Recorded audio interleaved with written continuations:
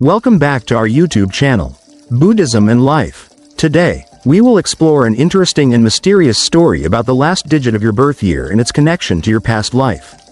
Let's listen together. The screen fades in from black. A slow, rhythmic sound of distant bells echoes in the background. A flickering candle illuminates an ancient manuscript, its pages worn by time, filled with symbols and markings from a forgotten era. A soft, mysterious voice speaks, drawing the audience into the unknown. Have you ever felt an unexplainable connection to a time before this one? A lingering feeling, a memory that does not belong to this life, yet whispers to your soul? The camera moves through an ancient temple, where a monk sits in deep meditation. Incense smoke curls through the air, forming ethereal shapes before vanishing into nothingness. The energy in the space is heavy, as if centuries of wisdom and secrets rest within its walls. In Buddhist philosophy, our souls do not live only once. We are travelers through time, carrying echoes of our past lives, lessons learned, mistakes repeated, karmic ties yet to be untangled. A scroll slowly unfurls, revealing the sacred numbers 0 to 9, glowing faintly, as if imbued with cosmic energy. The symbols pulse, alive with unseen forces. Shadows shift around them, whispering truths too old to be spoken. What if the last digit of your birth year held the key to your past? What if it revealed who you were before this life, and what destiny awaits you now? A soft wind stirs, and the monk slowly opens his eyes. They are filled with an ancient knowing, a gaze that pierces through time itself. Tonight, we unlock the secrets hidden within your birth year. Each number, a message, each past life, a lesson. The journey begins now. The screen fades to black. A single golden number glows in the darkness, waiting to be revealed. The nature of rebirth. Inside the dimly lit monastery, ancient wooden beams stretch upward, carved with intricate patterns that seem to whisper the secrets of time itself. The scent of incense curls through the air, blending with the coolness of stone walls that have borne witness to centuries of contemplation. The faint flicker of candlelight dances across the faces of a small group of seekers, all gazing intently at the figure of the wise monk seated at the front. His robes, faded by time, whisper as he adjusts his posture, his eyes closed in quiet reflection before opening them to meet the group. In the teachings of the Buddha, life is not a solitary journey, but a river that winds through an endless series of lives. Like a single drop in the vast ocean, your soul is but one thread woven into an intricate tapestry, each existence leaving its mark upon you. You are not who you were yesterday, nor will you be who you are today, for your being is shaped by the echoes of all that has come before you. The monk lifts his hand, a gesture as graceful as a leaf floating down a stream, and points to a large wooden board. Upon it, the numbers 0 through 9 are carved in ancient script, their forms ancient, almost alive in their own right. Each number is circled with runes, symbols pulsating faintly, as if breathing. These numbers are not mere marks upon wood. They are the imprints of your past lives, encoded in time itself. They are the echoes of karma, reverberating through the veil of this world into the next. Each number, each curve, is a pattern, an energy imprint that shapes your very essence. You may see a simple number, but I ask you to look deeper. Behind the shape, within the space between, is the key to your soul's journey. The monk pauses, his eyes scanning the group, seeing beyond the physical forms seated before him, as if peering into the depths of their souls. His voice softens. Some may call this fate, a predetermined path that cannot be altered. But we call it the journey of the self, a path where the lessons of previous lifetimes speak to you through your present existence, guiding you toward enlightenment or binding you in chains of unresolved karma. Your soul carries with it not only the weight of your past actions but the wisdom of those who have walked before you. And within the year of your birth lies a hidden clue, a thread connecting your current life to the greater tapestry of the cosmos. He reaches out and gently touches the wood, tracing the line of a single number. His fingers move slowly, as if feeling the vibrations beneath the surface. These numbers are not simply marks made by hand. They are a map, a cosmic language of sorts, speaking of lives lived and lessons learned. Every soul is touched by the energies embedded in these sacred figures. Your personality, your relationships, and your very destiny are shaped by these karmic imprints. You are not born into this world as a blank slate. You arrive carrying the whispers of those who have lived before you, echoes of their hopes, their regrets, their triumphs, and their failures. As the narrator's words linger in the air, the camera zooms in on the monk's hand, lingering on the intricate carvings. The symbols pulse faintly, as if alive, vibrating with an unseen energy. The seekers lean forward, entranced, their faces a mix of wonder and reverence.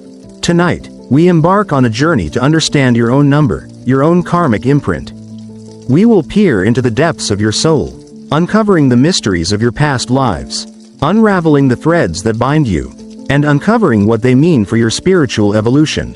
The number of your birth year is not just a simple calendar date, it is the key to unlocking your soul's purpose, its lessons, and its path. With that, the monk bows his head in silent prayer, and the room falls into an almost palpable stillness. The air is thick with anticipation, as if the very walls of the monastery are holding their breath, waiting for the unfolding of something ancient and profound. The meaning behind each number. The room grows colder, the air thick with an unseen presence. As the monk speaks, the walls seem to ripple, the fabric of reality itself quivering with the weight of his words. The shadows cast by the candles stretch and twist, no longer mere reflections, but seeming to pull at the very essence of time itself. The numbers, those sacred figures, begin to float before the gathered seekers, each one pulsating with its own aura, its own mysterious energy. They shift and spiral like celestial bodies in the dark sky, each holding within it the key to a soul's journey. These numbers, like the stars above, are born of the cosmos, and they are the silent architects of your fate. They are the unseen hands that guide your steps, whispering to you through the wind, the silence, and the stillness of your soul. But each number carries more than just its form. Beneath each figure lies an ancient force, a power that has shaped your past and will continue to shape your future. Let us delve deeper into the mysteries they hold, and discover the unseen forces at play within your very being. The numbers seem to swirl together, taking on forms, shifting into ethereal shapes, each one more distinct than the last, as if revealing their hidden identities. The monk raises his hand, pointing to the first number. As he does, the number unfurls like a scroll, its meaning revealed through images and sounds, ancient symbols appearing and disappearing in the air. Number 0. The infinite seeker. The image of the lone figure on the mountain grows more vivid. The stars above begin to shift, forming symbols, ancient runes, celestial constellations, a map to unknown realms. The seeker's eyes begin to glow with an inner light, as if the stars themselves speak to them. With each breath, the mountain trembles, and the earth beneath them stirs. The very wind whispers secrets of lost civilizations and forgotten wisdom. You have wandered through countless worlds in search of truth, moving between realms like a comet cutting through the dark. Your soul is tied to the eternal, to the unending quest for knowledge. But in your search, you must remember, solitude is not enlightenment. It is only in union, in the merging of the earthly and the divine, that your soul will truly be free. You are the eternal seeker, but you must learn to come down from the mountaintop, to walk among others, and to share the wisdom you uncover. Born under the sign of 0, you have been many things, in many places, a wanderer, a sage, a mystic, forever seeking the truth that lies beyond the veils of this world. You have crossed the boundaries of existence, walking through realms where time itself bends and breaks. But the void that calls to you is not just the vastness of the cosmos. It is the emptiness within your soul. A void that cannot be filled by knowledge alone. In this life, you must learn that wisdom is not found in isolation, but in communion with others. You are the eternal seeker, and your challenge is to learn the art of balance, to embrace both the light and the dark, the known and the unknown. The void is your path, but it is only through connection that you will find your true home. The seeker's form fades into the distance, becoming one with the stars, as the number 0 pulses once more, glowing brightly before it disappears into the ether. Number 1. The leader's legacy. As the warrior stands amidst the battlefield, the scene shifts to an ancient city, its towering walls adorned with banners of power. The warrior now wears a crown, not of gold, but of thorns. Each spike a symbol of the sacrifices made in pursuit of dominance.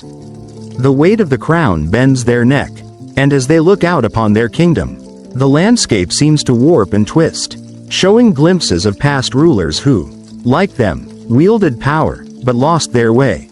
In your past, you have been the conqueror, the one who shaped destinies with a single command. But what is a kingdom without its people? What is a crown without wisdom? You must learn that true leadership is born not from the strength of your arm, but from the compassion in your heart. The battlefields you once commanded are now within you. Your true enemy is not the world, but the ego that seeks to control it.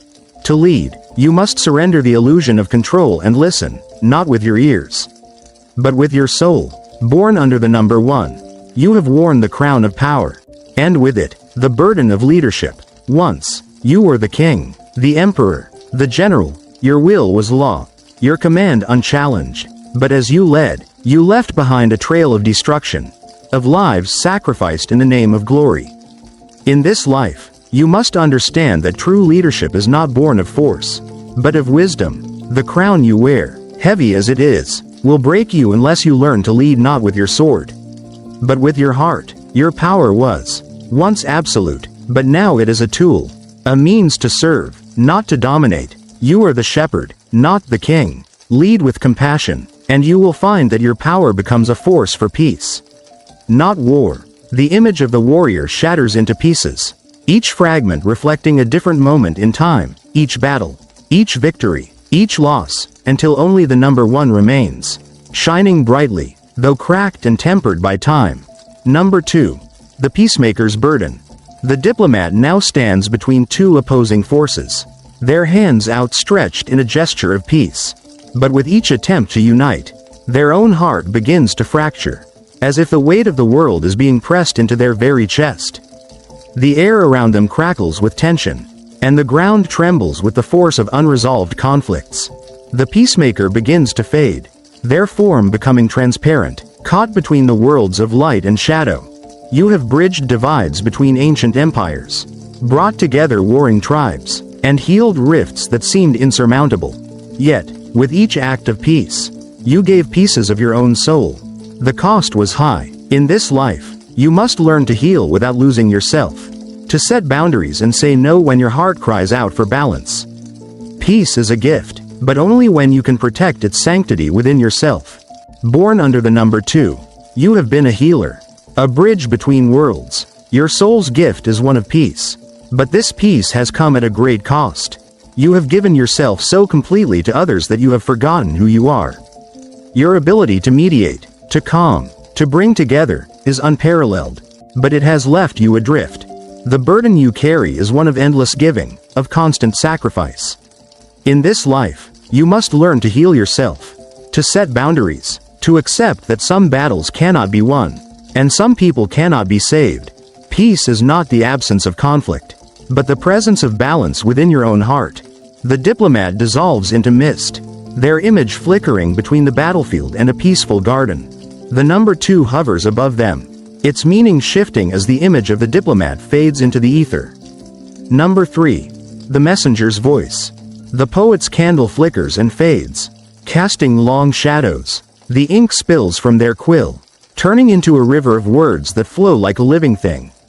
These words twist and transform, becoming images, visions of the past and future intertwined. The poet's voice rises, but it is no longer theirs alone. It becomes a chorus, a symphony of voices, speaking through the ages, carrying the wisdom of ancient civilizations, the cries of lost souls, the truths buried in the dust of time.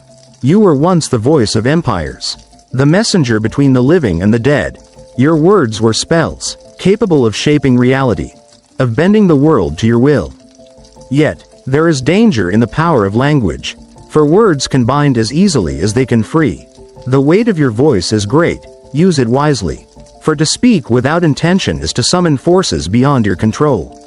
Let your words be the echo of truth, and in doing so, you shall find your own path illuminated. Born under the number 3, your soul is the messenger. Your words are your power, capable of shaping history, of moving hearts and minds. But your gift comes with a warning. The power of speech is not only a tool of creation, but also of destruction. Your words have the ability to tear apart as easily as they can build. In this life, you must learn to wield your voice with care. Speak your truth, but do not let your words be driven by the winds of ego or desire. Your challenge is to speak not from a place of need, but from a place of authenticity. Your voice carries the weight of the world, and with that weight comes the responsibility to use it for good. The poet's form begins to dissipate into a cloud of words, each phrase and sentence becoming part of the air itself. The number 3 pulses, each beat like a heartbeat, echoing through the silence. Number 4. The builder's struggle. A blacksmith stands before an inferno, hammer raised high. Sparks fly like shooting stars as metal meets metal, the rhythmic clang ringing through the vast chamber. Each strike is a heartbeat, each motion a ritual. The blacksmith's hands are steady, but their eyes are haunted. Beyond the forge, a city rises, majestic, invincible. Towers gleam under the sun, streets paved with stone and gold. And yet, just beyond the horizon, something stirs. The city trembles, cracks spread across its foundation. The great structures they built, their legacy, begin to crumble.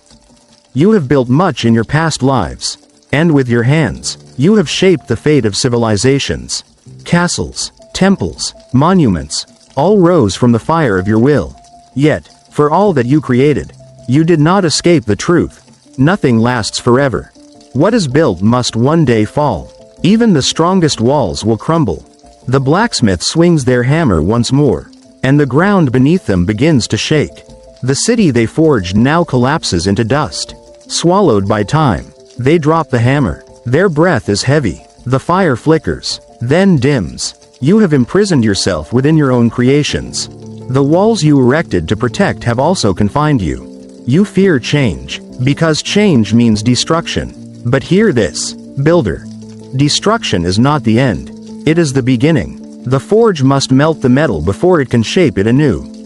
Let go of your grip on permanence, and you will find the freedom to create something truly everlasting, not through stone, but through spirit. The fire roars back to life, not as a force of ruin, but of transformation. The blacksmith stands, the hammer no longer a burden, but a tool of rebirth.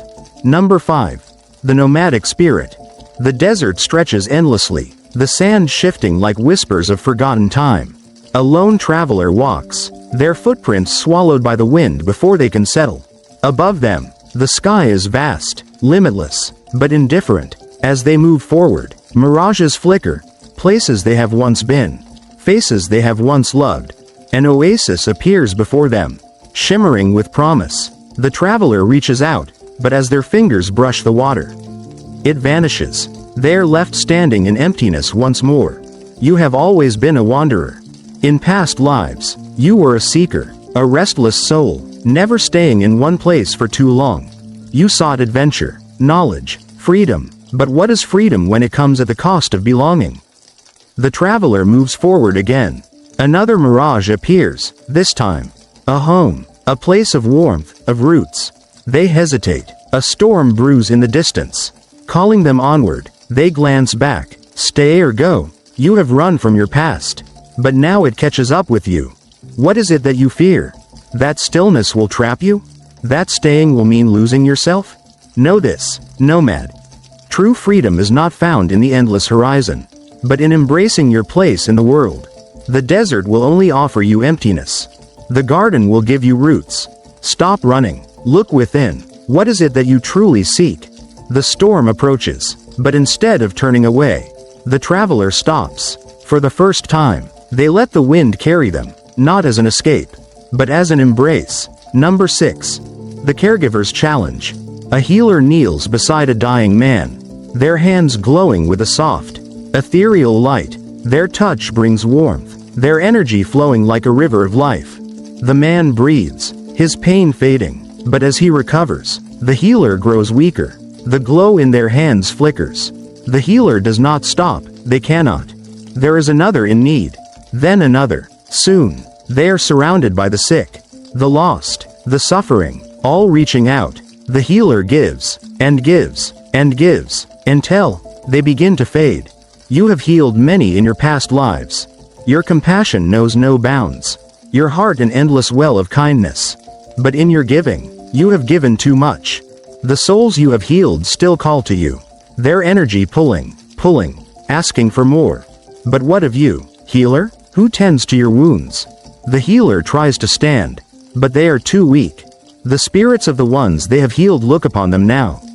Sorrowful, they whisper words of gratitude, but also of regret. They never meant to take so much. Your lesson now is this. Learn to fill your own cup before offering it to others. Love yourself as deeply as you love the world. Only by healing yourself can you truly continue to heal others. This is not selfishness, but wisdom. A candle that burns too fast cannot guide the way.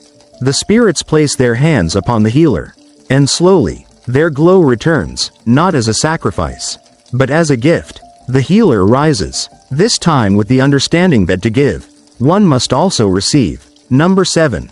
The isolated healer. The flickering candle in the hermit's cave barely holds the darkness at bay. The cave is deep, almost infinite, its walls carved with inscriptions long forgotten by the world. The hermit sits cross-legged before the flame, eyes closed, lips unmoving. Outside, the wind howls, the voice of the world trying desperately to reach them. But they do not answer. They have chosen silence. They have chosen solitude. And yet, something stirs within them, a storm. Long suppressed, now rising. You have sought refuge in solitude, finding comfort in the depths of your own mind. In past lives, you were the sage, the mystic, the seeker who turned away from the world to uncover the truths buried in silence. And in that silence, you found wisdom, but wisdom without purpose is but a fading echo in an empty hall. The hermit's eyes remain closed, but in the stillness of their mind, they see visions, past lives flickering before them. A healer once praised but feared for their knowledge. A teacher whose words shaped civilizations, yet whose own heart remained untouched. A seer who foresaw the destinies of others but never dared to touch their own. Faces blur, stories intertwine, and a truth rises like smoke from the candle's flame. Even the deepest silence speaks. And now, it calls for you to return. The wisdom you hold is not meant to wither within you. It must flow, like a river breaking free from the mountains. The answers you seek are not found in solitude alone, but in the giving, in the sharing, in the hands of those who reach for you. You must step forward. You must return to the world, not as a wandering ghost, but as a beacon of light. The hermit opens their eyes, and for the first time in centuries, they stand. The cave trembles, as if it, too, has been waiting for this moment. The door to the outside world stands open, not as an escape, but as an invitation. Number 8. The power of influence. The great king stands upon a balcony, the vast kingdom stretching before them. The towers gleam in the golden light, the streets below filled with people, or at least, shadows of people. The figures move without substance, flickering and fading, as if they exist only as echoes of what once was. The king grips the balcony's edge, their breath slow, measured, yet the weight upon their shoulders grows heavier. The crown upon their head, once a symbol of power, now feels like chains forged from time itself. You have known power. You have held authority in your hands, shaping the fates of many. In past lives, you were a ruler, a conqueror, a figure whose name was etched into history itself. But tell me, king, what is power, if not an illusion? The king turns, gazing into the grand hall behind them, once filled with advisors, generals, subjects who hung upon their every word, now empty. The throne remains, yet it seems smaller now. Was it always this way? Had they truly ruled, or had they merely played a part in a story already written? Did you ever truly rule, or were you a puppet to your own desires? Did you lead, or did you command? The weight of influence is a heavy one, and many have fallen beneath it. The king clenches their fists, the gold of their rings seeming to burn into their skin. A memory rises, one of a past life, where power was used not to control, but to serve. A ruler who led with wisdom, whose throne was not built upon fear, but upon trust. The realization strikes deep. You are given another chance. Power is not measured by control, but by the lives you uplift. Strength is not found in dominance, but in compassion. In this life, your purpose is not to rule, but to guide, not to take, but to give. Wield your influence with wisdom, and the world will bend, not out of fear, but out of trust. The king steps away from the balcony. The shadows fade. The people below gain substance. The world does not disappear, it begins to breathe once more. Number 9. The Humanitarian's Calling.